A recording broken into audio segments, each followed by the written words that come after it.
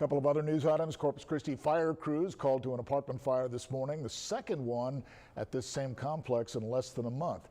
Take a look. Crews called to a fire on the second floor of a residential apartment complex on Antelope Street near I-37 just after 10:15 this morning.